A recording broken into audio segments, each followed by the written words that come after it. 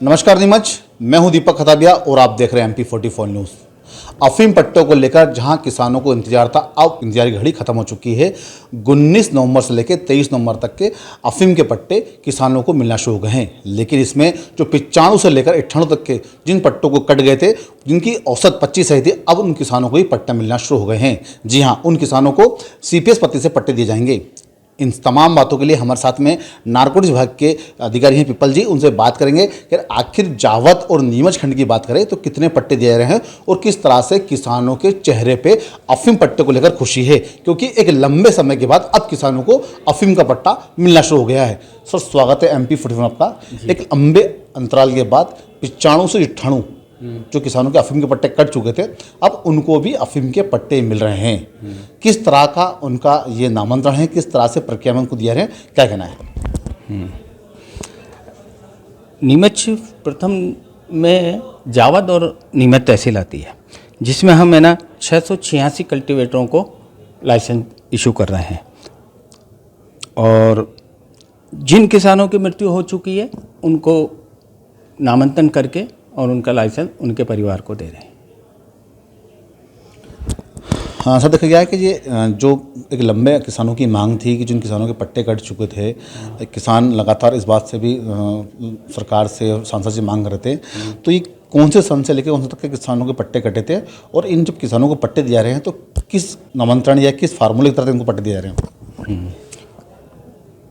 किसानों को अफीम नीति के अनुसार पट्टे दिए जा रहे हैं और ये 95 से लेके 98 तक के लाइसेंस दिए जा रहे हैं। जिन किसानों की पिछले में औसत अनुसार पट्टे कट चुके थे, उनको 25 की औसत पर लाइसेंस दिए जा रहे हैं। हाँ सर, इन किसानों को जो पट्टे दिए जा रहे हैं जो 95 से 98 तक के, ये किस तरह से कौन सी पद्धति से अफीम बोएंगे? ये CPS से पद्धति बोएंगे या चीरा लगाएंगे? CPS पद्धति से लाइसेंस किए जाएंगे।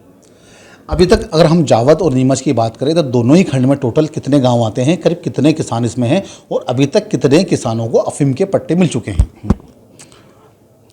जावद और नीमच तहसील के अंदर 686 कल्टीवेटरों के लाइसेंस जारी किए जाएंगे, जिसमें से हमने 19 तारीख से लेके आज 21 तारीख तक हम 77 गांव और 277 कल्टीवेटरों को लाइसेंस दे चुके हैं।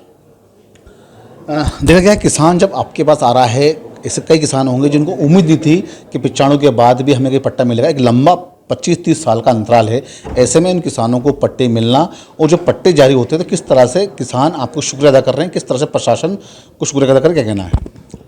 किसान बहुत खुश हैं कि उनको कभी उम्मीद नहीं थी कि ये पट्टे मिल जाएंगे, आज उनको पट्टे मिल रहे हैं, बहुत खुश हैं। देखा गया है कि एक लंबी भीड़ किसानों की किस तरह से क्रम शुरू होता है और कब तक चलता रहता है।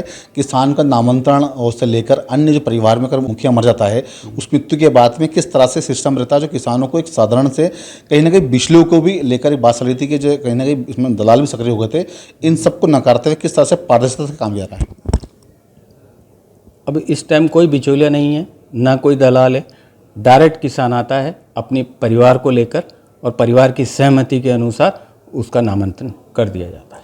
देखा गया कि क्षेत्रीय सांसद सुधीर गुप्ता ने भी लगातार एक वीडियो जारी कर रहा है कि कोई भी अफीम पट्टे को लेकर बिचौलिया दलालों के सहयोग में ना आए। प्रशासन भी लगातार सहयोग कर रहा है, जनप्रतिनिधि सहयोग कर रहे हैं। किस तरह से प्रशासन और केंद्रीय नारकोटिक्स विभाग और जनप्रतिनिधि मिलकर अब किसानों को एक राहत की सांस लेने को मिली है कि किसानों को नहीं चाहते हुए भी ऐसे कई किसान हैं जिनको अब अफीम का पट्टा मिलना शुरू हो गया है।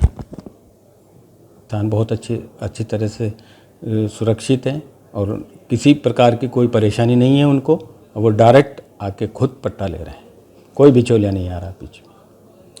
तो ये थे हमारे साथ में केंद्रीय नारकोटिक्स के अधिकारी श्री M.K. पिपल साहब, जिन्होंने कहा है कि 95 से लेकर 98 तक के कई किसानों को जो 25 की जिनकी औसत थी, उनको वापस से पट्टे मिलना शुरू हो गए हैं और किसानों के चेहरे पे खुशी की लहरें, और किसान अब अपना के पट्टा ले रहा है। 19 तारीख से क्रम शुरू हो गया है, जो कि 23 तारीख तक चलता रहेगा। किसानों को एक लंबा समय लगा है, इस पर लंबा इंतजार था। करीब 25-30 साल बाद ऐसे कई किसान हैं जिनका पट्टा कट गया था, लेकिन अब उनके चेहरे पे खुशी की लहर दिख रही है और किसान केंद्रीय कार्यालय पहुंचकर अपनी जो कागजी कार्रवाई है उसकी फॉर्मेलिटी पूरी कर अपना पट्टा ले रहा है। अब किसानों के खेत पर बहुत जल्द अफीम लहराएगी। MP44 के लिए दीपक ताबी की विशेष रिपोर्ट।